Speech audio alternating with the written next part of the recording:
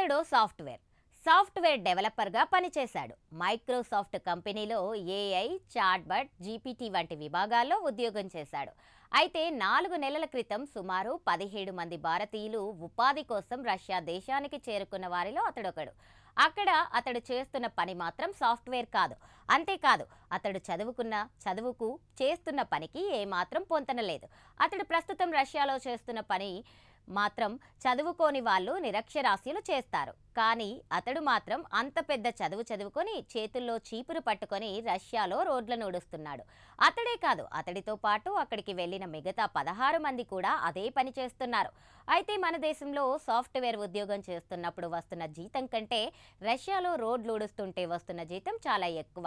దీంతో పని ఏదైతేనేం జీవితం గడవడానికి జీతం ముఖ్యమని, దానికోసం టాయిలెట్స్ క్లీన్ చేయడానికి కూడా వెనుకాడేది లేదని ఆ సాఫ్ట్వేర్ చెప్పడం ఇప్పుడు అందరినీ విస్మయానికి గురి చేస్తుంది.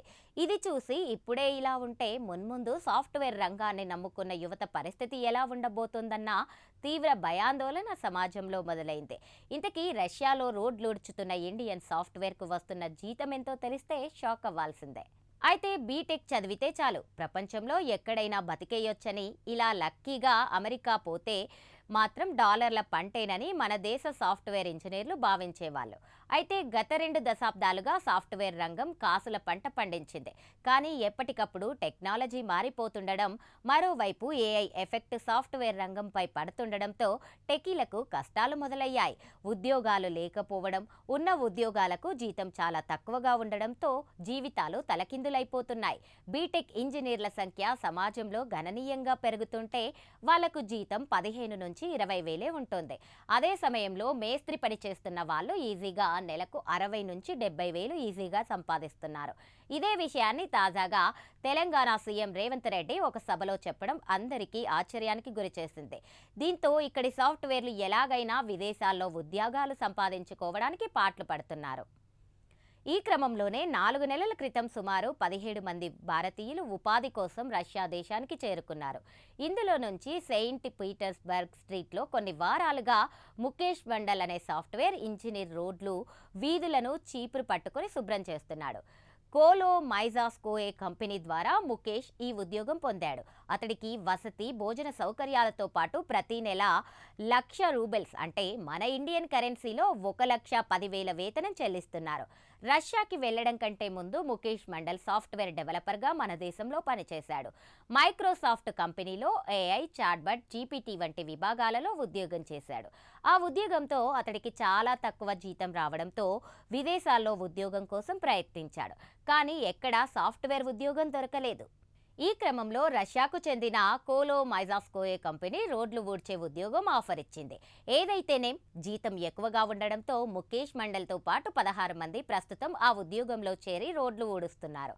అయితే రష్యాలోని సెయింట్ పీటర్స్బర్గ్ ఆ దేశం సాంస్కృతికి గుండెకాయ. వారసత్వ కళా సంస్కృతికి, కట్టడాలకు పేరెన్ని కాగన్నది. ఆ దేశంలోనే 2వ అతిపెద్ద మహానగరం కాగా ప్రపంచంలోని పెద్ద నగరాల్లో ఒకటిగా ప్రఖ్యాతి పొందింది. అలాంటి సెయింట్ పీటర్స్బర్గ్ వంటి చారిత్రక నగరంలో భారతీయ సాఫ్ట్వేర్ ఇంజనీర్ వీధులను శుభ్రం చేస్తుండడంతో వీడియో ప్రపంచవ్యాప్తంగా వైరల్ అవుతుంది. అయితే ఆ దేశంలో వీధులను శుభ్రం చేసే పనివారి కొరత ఉండడంతో ఇతర దేశాల నుంచి రప్పించుకొని వీధులు శుభ్రం చేయిస్తున్నారు. కోలో మైజాస్కోయే కంపెనీ హెడ్ మరియా త్యాబినా మాట్లాడుతూ భారత్ నుంచి వచ్చిన 17 మంది పనివారు యంత్రాల సాయం లేకుండా వీధులు, రోడ్లు శుభ్రం చేస్తున్నారని తెలిపారు. ఈ పని కోసం ఎంపికైన వారికి వసతి, భోజనంతో పాటు ప్రత్యేక దుస్తులను కూడా అందిస్తున్నామన్నారు. పని ప్రాంతం నుంచి వసతి వరకు రవాణా సౌకర్యం కూడా కల్పిస్తున్నామన్నారు.